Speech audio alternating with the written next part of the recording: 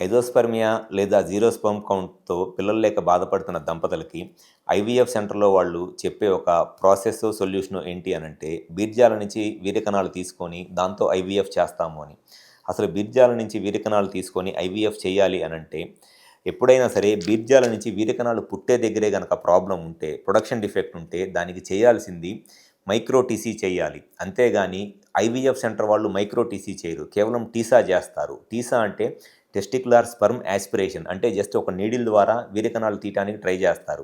అది 100లో 5గురికి మాత్రమే వర్కౌట్ అయ్యిద్ది. కానీ అసలు యాక్చువల్‌గా చేయాల్సిన ప్రొసీజర్ ఏంటి అనంటే మైక్రో టీసీ, అంటే మైక్రోస్కోపిక్ టెస్టిక్యులర్ స్పెర్మ్ ఎక్స్ట్రాక్షన్ అనేది చేయాలి. మైక్రో టీసీ చేస్తే అట్‌లీస్ట్ 25-30% ఛాన్స్ ఉంటది వీర్యకణాలు తీయటానికి. కానీ నాకు తెలిసి స్టేట్‌లో ఏ ఐవీఎఫ్ సెంటర్‌లో కూడా మైక్రో టీసీ చేయటానికి మైక్రోస్కోప్ లేదు. లేదా మైక్రో టీసీ చేసే అంత స్కిల్స్ ఉన్న డాక్టర్లు కూడా ఎవరు లేరు. Thank you.